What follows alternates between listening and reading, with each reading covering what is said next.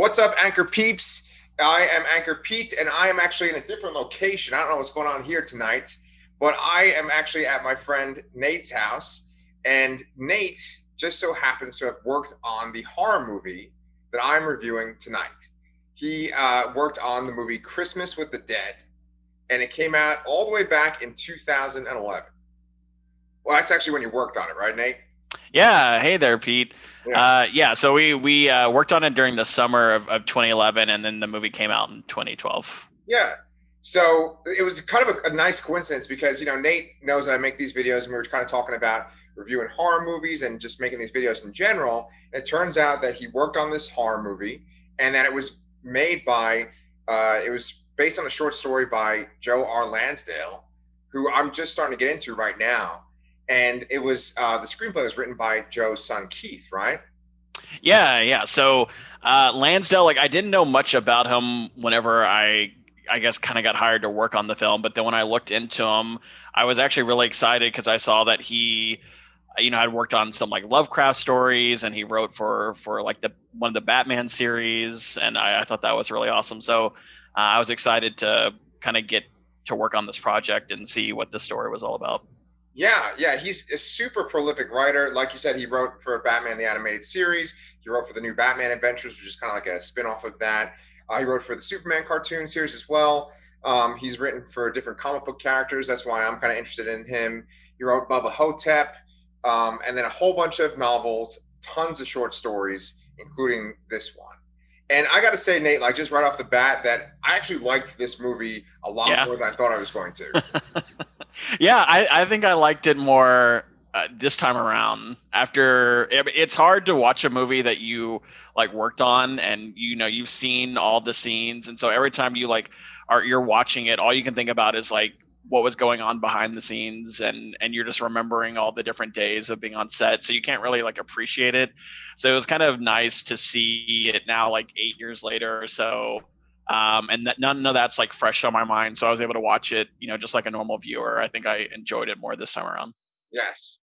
And so, for those of you who haven't seen the movie, which I'm kind of guessing is a large percentage of you, you can get the movie on Amazon. Nate was able to get it on Amazon, and I'll just give like a brief summary of the movie. So there's Calvin, and he is married to Ella, and they have a daughter named Tina, and Tina is like 3 or 4 years old. It's Christmas night. They're about to celebrate, and Calvin is feeling kind of lazy. He's laying down on the couch. Tina and Ellen look out the window, and these crazy, weird lights of multicolored lights just flash in the sky, and they drop dead. Not only do Ella and Tina drop dead, but everyone in Calvin's neighborhood who saw the lights died as well. Moments later, Ella and Tina come back to life for different horrifying results.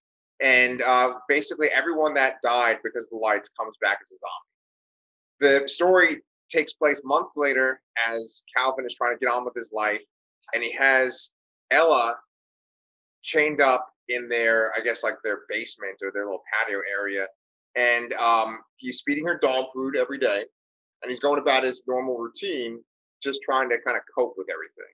And so I actually really liked it, and you got to look at the script and work with the script pretty much every single day, right? Yeah. So my job was the like script supervisor or script coordinator, and that's probably a job that most people aren't familiar with. As far as like a movie set goes, like people know about like directors and electricians and cameramen and stuff like that, but most people probably don't know about script coordinators unless they're part of the industry. And so the idea of a script coordinator is you usually have a few different jobs. So one is you are trying to make sure that the actors are staying on script. If they need like a line given to them, you can read it to them. If they deviate from the line, you're taking notes, and those notes are helpful for like editing and doing like recording dialogue later on.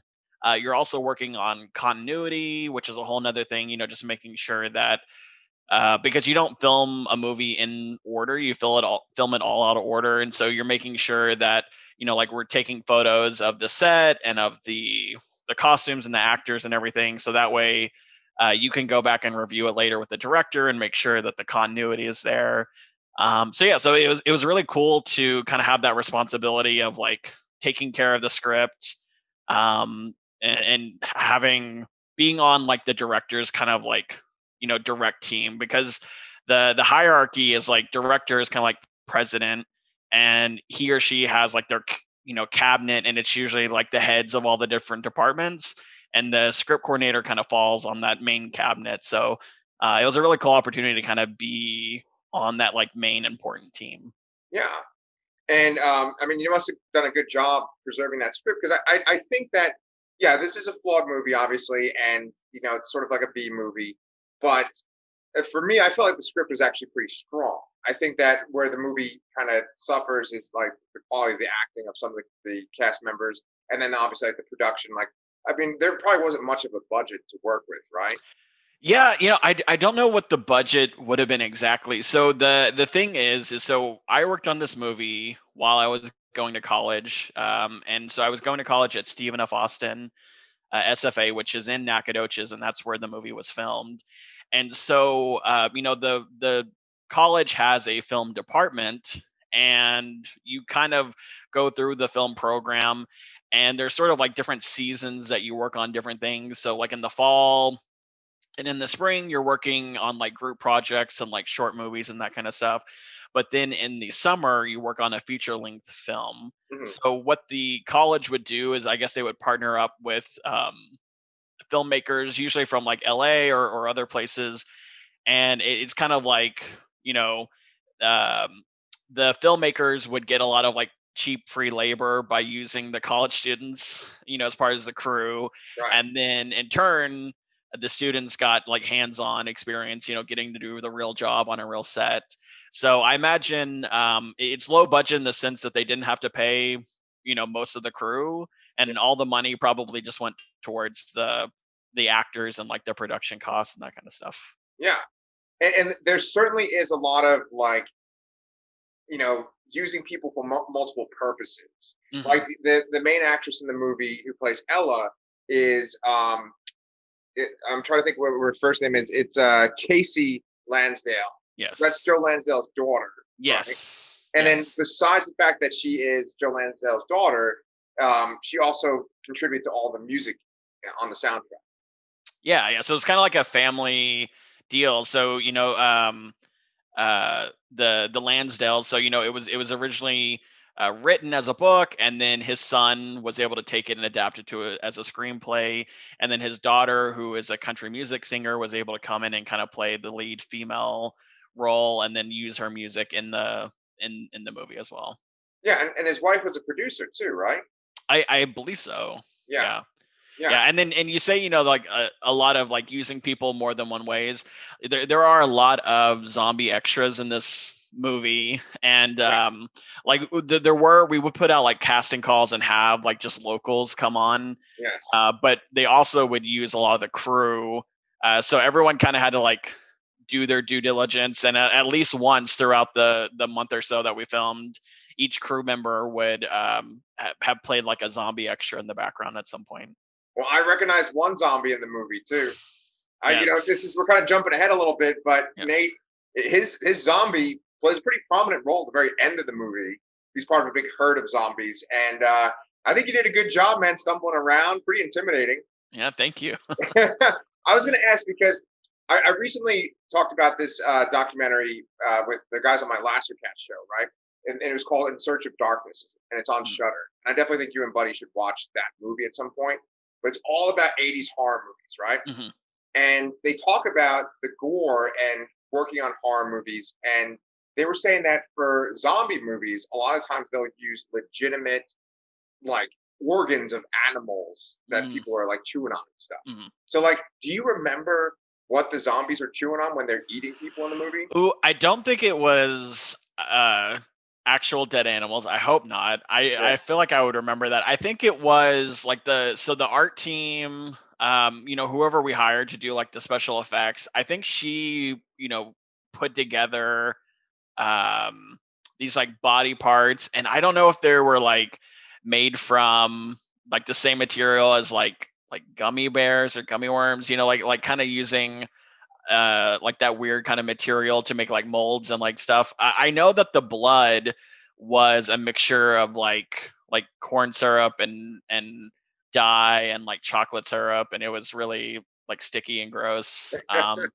Yeah, I wish I could remember what the body parts, because there are a lot of scenes of like eating guts and ripping limbs off and chewing on them. Yeah. Um, And, yeah, go and you ahead. were saying that you actually didn't have to eat limbs in your Yeah, luckily no. Like I had like special effects makeup on, and I had blood on my mouth, so a little of it got in my mouth, and it was gross. But yeah, no, luckily I didn't have any scenes where I had to, like eat someone's guts or bite their neck or anything like that. Yeah, yeah. So with the cast, there's this kind of this wide range of, I think, acting ability, and I think that the male lead, the guy who plays Calvin, Damian Maffei, I guess you'd pronounce his Mhm, last name. I think he does a really good job, and I also really like GM, mhm. who's played by Brad Maule. And Yes. you were saying that he was an actor from a soap opera, right? Yeah, yeah. So he, I think, is from Nacogdoches, so where it was filmed. So like this East Texas town, where the college is located, and I think he kind of like, moved to LA, had a career on General Hospital for a while, and has worked on some other shows. And I think when he was kind of ready to retire, he moved back to kind of his hometown area and got a job teaching at SFA. So when I was going through the film program, he teaches a lot of the lower level kind of like entry classes, and so he was my uh, professor for a while. And so then, whenever the school was making this movie, he auditioned for kind of the second sort of lead role. Yeah. And I like GM. GM was actually probably my favorite part of the whole movie. Yeah. And just to kind of explain it to people that haven't seen the movie, so Calvin is by himself. He's surrounded by a world full of zombies. He's going about his everyday life, and he eventually discovers GM, who's just shooting zombies in this random area, and he's like piling them up in a truck. And Calvin befriends him, and he's like, what are you doing? Why are you killing zombies? And GM says, I'm basically acting like a garbage man. I'm cleaning up. I'm like one of these uh, people that would clean up the dead bodies from the plague. Mhm. And so he talks about burning them. He uses grenades to blow up the truck that has all the zombies in it. And he's just a very interesting, quirky character. He has Yeah. 3D glasses around his neck. That's the reason why he didn't see the crazy lights on Christmas night, because he was watching a 3D movie. And he he kind of serves as like a foil to Calvin, because he's always pushing Calvin, saying that Calvin should kill his wife, who's a zombie. Yeah. And so I thought that his dialogue was probably the strongest, or like the wittiest in the movie. What do you think? Yeah. Yeah, no, I agree. And it was interesting being on set because I'm pretty sure he kind of like improvised a lot of his lines, or um I think he would take what was written in the script and kind of say it in his own way, or how he thinks the character would say. So he would kind of like ad lib and add to it. So, which makes for, I think, a better performance. But as a script supervisor, I definitely remember it being like added work that I had to do, because anytime someone like deviates from the script, I have to like basically log it, Yeah, because later on when they're doing editing, or oftentimes whenever you film, you have to go back and record dialogue over, so it's like ADR. right.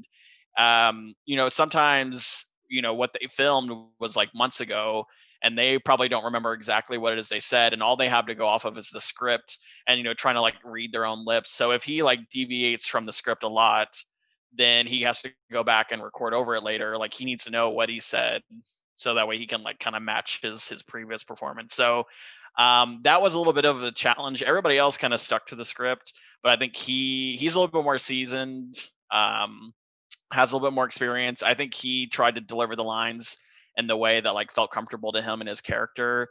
So Yeah, it was a little bit more work for me, but I think, like you saw, it helped his performance in the long run. yeah, yeah. And you were just talking about ADR too, and people might not understand what that is, but do you want to kind of explain that to people, what ADR is? Yeah, yeah. So, a lot of times whenever you film, you can't get like the sound quality that you want. So sometimes if you're filming like outdoors, or in like a loud situation, the audio that you record is no good. So you have to go, like, once the movie is done filming and you get into kind of the post production. they will like bring you into a sound booth and they'll pull up the video of you acting, and then you try to kind of like lip sync and talk over, and you try to like match it up the best you can. It doesn't always work. So sometimes when you like are watching a movie and you notice that the audio is not syncing up with their lips, or you notice that it seems like they're only talking when the camera is not showing their face, like Yeah, things like yeah, that. Like a lot of times that's going to be like ADR, and it's usually when people are like outdoors, or if like, because whenever you're doing a close-up shot, you don't see it, but right out of sight is like the boom mic picking everything up. But if you have like shots where somebody is like way far away, 30 feet away from the camera, you can't have like a microphone or anything. So, right. none of that audio is going to be worth anything. Yeah. And you brought up a really great point while we were watching it too, that ADR is pretty necessary for outside scenes in a zombie movie in particular. Do you want Yeah. to explain why that's the case? Yeah, because I mean, if you think about the world of any kind of like apocalyptic world, it doesn't make sense for there to be like cars, like the sound of cars driving on the highway, or airplanes, or anything like that. So it's very hard to film because you can kind of like cheat it, and in the scene you can make it look like there's no one there and everything's abandoned. But a lot of what we shot was like in the middle of like cities and stuff, so right outside of shot there's probably like a road with like cars driving, or Right. things like that set up. So yeah, so you gotta like when you're making a movie with an apocalypse, you're thinking you're about all these little details, and it doesn't just affect the writing and the acting, but it affects like the art decoration and the sound design and the editing. It kind of like affects everything. And so some like other examples of just little like minor details is like you notice like in the movie the character has no running water. So if he wants to make a pot of coffee, he has to use like a bottle of water. And you Right. notice all the houses have like generators. I appreciate that they try to put in like lots of like details like that, because some movies you watch and like all the yards are nicely mowed and Right. Right. things that don't really make sense in an apocalypse. So Yeah. Yeah. And speaking of an apocalyptic world, did Keith Lansdale, were there notes in the script that explained what those lights were? Or is like what you see, what you get in the script? yeah, in the script it does kind of like describe them as like colorful lights in the sky. I think it kind of is probably drawing inspiration from like Christmas lights in general, but it's just like these eerie, mysterious, like Christmassy colored lights that came from space. Very like B movie sort of plot. Yeah. Um, that like filled up the night sky, and anyone who saw the lights were affected in some way, like it affected their brain and killed them, but then also reanimated them. Yeah. So there may have been more notes for the editors, like as far as like what his vision is of how he wants it to look, but that actually would end up falling on the director to kind of make that decision. So the script probably just says like colorful lights in the sky, and then it's on the director to make that decision of how he wants to interpret that. So in this movie, we saw it looked like like a colorful lightning storm. Yeah. But that was more left up, I guess, to the kind of like the director's vision. Yeah. And speaking of the director, it was fun to watch because when you watch the opening credit sequence, there's all these zombies kind of shuffling around in the woods. And then they say, produced by so and so, written Hmm. by so and so. And then it says directed by, and you said that was the director kind of walking Yeah. towards the camera. And he kind of goes like this, he like throws his arms up. And you're saying that footage might not have even been intentionally for the movie, right? Yeah. So a lot of times, you on a set you have like your A camera, which is your main camera that's focused on the the main actor, or the main focus of the scene, and then you'll have like a B camera, camera. Sometimes like there's one scene where it goes all the way up to E camera, if there's like a lot going on. And I think there was a day that we were filming, um, and like B camera, which is kind of getting some like shots of like the woods around and everything. And I think it started to rain. So we were like, okay, well, we can't, let's stop filming. Let's pack it up. And so like I think packing everything up. A B camera was just getting a little bit of footage when the director, I guess, has an idea of like no, let's not pack up. Let's use this rain and go film some stuff out in the rain. And so you can see him just like running up out of the woods, kind of like yelling at the crew, like, and I think they just happened to catch that on camera, like on the B camera. And so I love that it ended up being like the director's kind of like opening credit little intro, like Yeah. not intentional, but it's very funny when you see it. Yeah. So you were working pretty closely with him, right? When you're on the set? Uh, Yes. Yeah. Yeah. And then pretty much with the actors as well. Yeah, yeah. So, giving them their lines, if they have like questions about something they've like said in the past or like continuity, I'm working with them. Oftentimes they need a stand-in for the actor. And so, a lot of times whenever you're on set, you want only like you want the bare minimum of people to be in the room. So usually, there's like a setup where all the grips and electricians and PAs and stuff, they're in there for that. But then once we actually start filming, it's kind of like get everybody out that doesn't need to be there. And so whenever we're changing setups, they would need someone to stand in for the actor. That way, they can set up like, is the camera at the right height? Is the lighting right? So you need like a human, basically a mannequin, just to sit there or stand there. And so they would have me do that. So I would stand in for an actor often. And so then, while you're just sitting there for like an hour or so while they're getting everything set up, I would just be like talking with the actors and the director and that kind of stuff. Man, that sounds like a really busy schedule. Like, how many hours did you work per day? Ooh, it varied, but they were long hours. It's usually like 8 to 10 hours. I know there are kind of like industry standards that you have to follow. So one of my other kind of jobs that I had was tracking paperwork. So I would have to come in early and stay a little bit late, and there were all these logs that I had to fill out, basically saying like, this is when we started, this is when we stopped, this is when we like took breaks, and and we had lunch and that kind of stuff.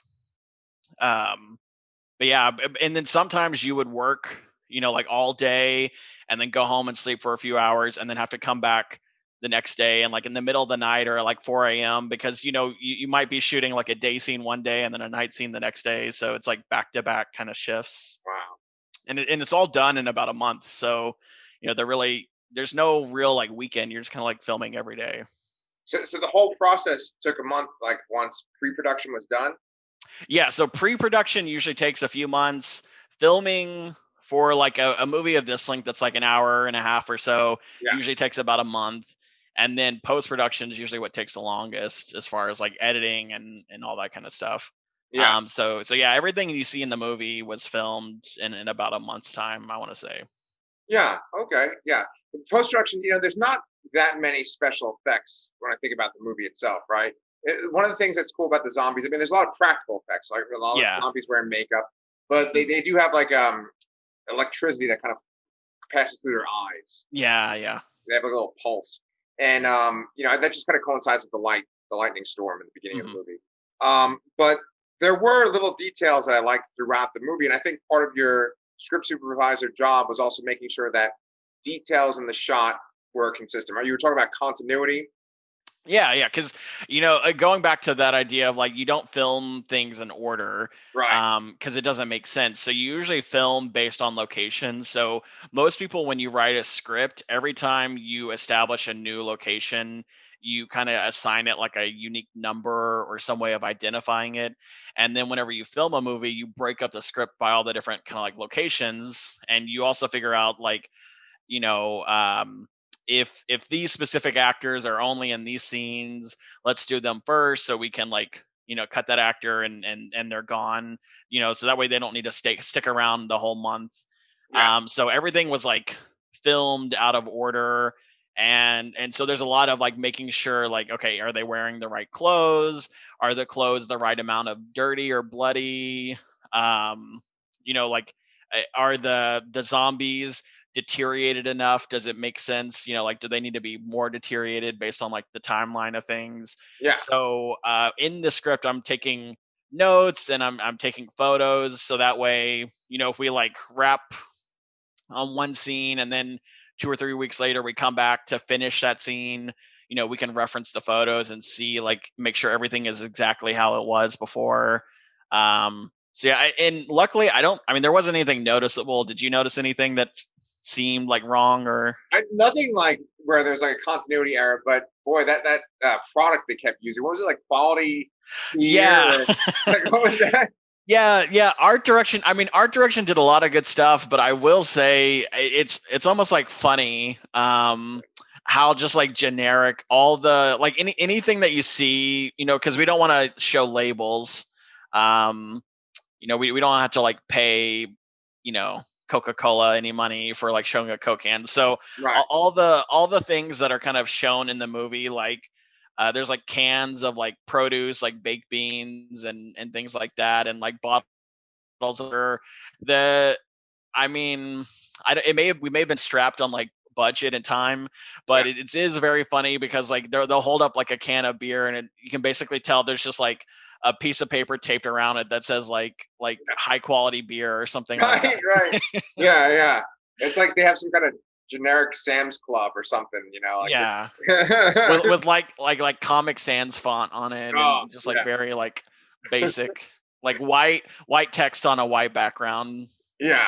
But It is one thing funny. that was easy that with costume design is that quite a few members of the cast are wearing jumpsuits, and just for story purposes, GM and Calvin are out collecting Christmas decorations because, like you told me, you know, there had to be Christmas decorations up because this event happened on Christmas night, and you were saying that pretty much every time that they filmed, you'd have to put Christmas decorations down, even though you're filming in like the middle of the summer, right? Yeah, and that's interesting too because I mean, if you think about it, so you're filming in the middle of the summer.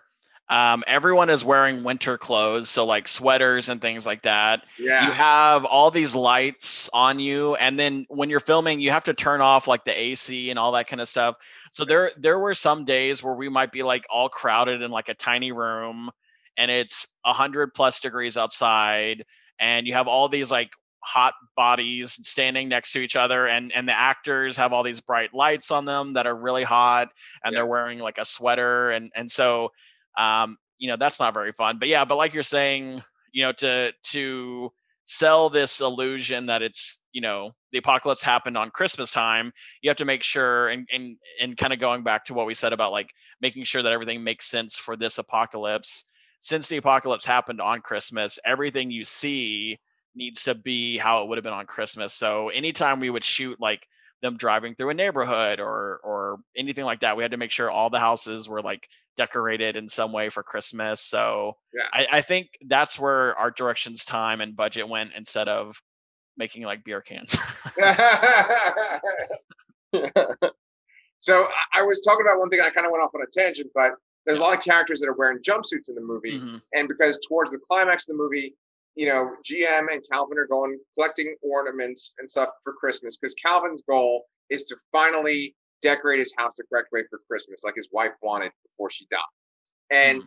in their process of getting these ornaments and getting ready for Christmas, they encounter these two guys that are wearing jumpsuits, and it turns out that they escaped from I guess, like a mental institution. Hmm. And they are not alone. There's a whole bunch of quirky characters that we meet, and they are run by a guy. Their leader, his name is Reverend Matt, right?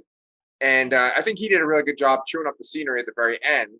And there were some real interesting people in this group of inmates. You Yes. want to Yeah. tell them who we meet? Oh yeah. I mean, it was my personal favorite is I feel like it's so random, but like the bunny Oh, inmate who's like Chet's, I guess the reason he's in this hospital is that he's convinced that he is a rabbit, and so you see yes, him with the ears and the teeth and the carrots. He's yeah. adorable and very funny, and I I just think laugh it's every worth time. buying this movie just to see this one scene because the main characters are brought into this room with a bunch of mental patients, and there's a guy that's got a freaking rabbit hat on his head with rabbit ears, and he's got like big rabbit buck teeth, and he just kind of goes like this. He's like, "I'm a bunny." It's just like the funniest shit. Yes. um, Um. but are you gonna talk about the other guy, like one of the main mental patients? Oh, you're at. Like. Yes. So the ones that they kind of interact. So there's lots of these patients who've escaped from the hospital who are kind of following the Reverend. But there's two sort of main ones that are kind of the antagonists for the movie that, find Calvin and GM and kind of like capture them and bring them to the Reverend. And do you have the character's name? Let me see if I wrote them down. Is Andy? Is that the one? I think that might be the one that is kind Yeah. of ridiculous, right? Yeah. So, oh man, he's so like over the top. Yeah. So I mean, if you end up seeing this movie, you'll know who we're talking about. He's kind of like this sort of like country hick kind of character Yeah. who's real. I mean, just like bigger than life personality. Yeah. And he's very fun to quote. I Yeah. feel like, and I think he was like a local. So there were like a few of the actors who came from LA or from other places. But the rest of the actors would have just been locals that, we would have done like a casting call for. And I want to say he was a local. So I don't think he was like an experienced actor. I mean, he may have been. But I think they just kind of lucked out in finding this really like huge character of a person. I don't even think he's like acting. I think he's just playing himself. But Yeah. Yeah. He's kind of like Larry the Cable Guy, but with like brain damage. yes, yes. So basically, just like Larry the Cable Guy. Pretty much. Yeah. Yeah. Yeah. Yeah. So he meets his untimely end, though, at the finale of the movie, Mhm. where you make your zombie appearance. And I was wondering about that finale. It's like in a rodeo, right? Yeah, yeah. So this takes place in Nacogdoches, which is in East Texas, and like every city has like an expo center in East Texas where like the rodeo or the livestock shows and that kind of stuff goes down. So the Reverend has kind of turned this expo center into his cathedral, as he calls it. So that's where the kind of the last part of the movie takes place when they're Calvin and GM get captured and brought back to the Reverend in the cathedral, and they're basically being offered up as like sacrifices to feed the zombies, since the Reverend thinks that the zombies are like these holy things chosen by God. And so yeah, so everything it's just like a lot of dirt and I don't know what you call them, cages that you would like keep the cattle in and that kind of And stuff. yeah. Yeah. Yeah. And yeah, and so you're in one of those pens and you come out, and then at the end, Calvin and GM are able to escape, but then GM unfortunately gets bitten. And Mm. spoilers, right? And Yeah. so you're the first zombie through the door to advance on GM at the very end.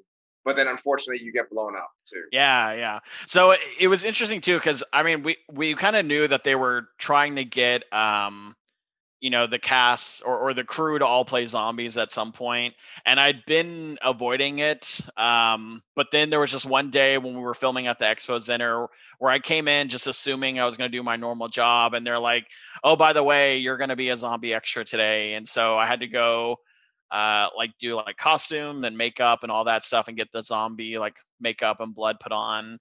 And it was not fun. I have a new appreciation for like all the extras and background workers on like The Walking Dead and things like that, because like once they put that makeup on, it starts to like itch and irritate your skin, and you got that fake blood which is all like sticky and it's in on your face and in your hair, and you just want to like wipe it off, but you can't because you've got to stay there for like 8 to 10 hours.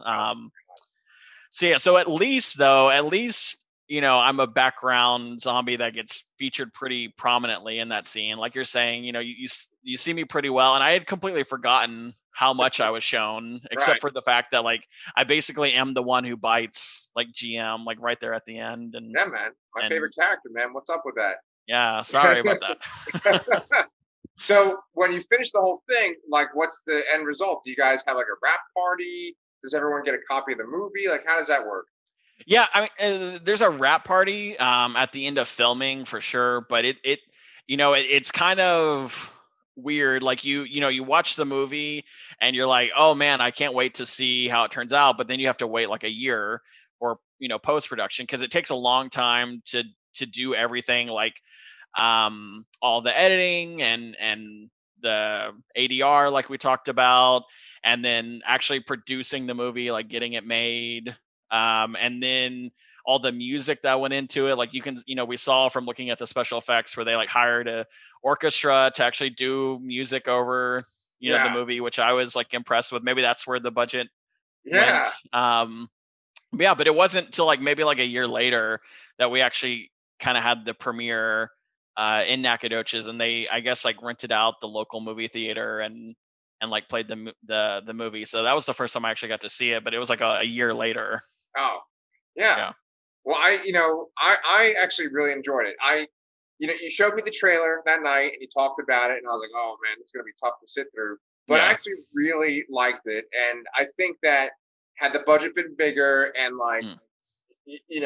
they had more time to make it and better special effects, I think that it would have been a much more known movie.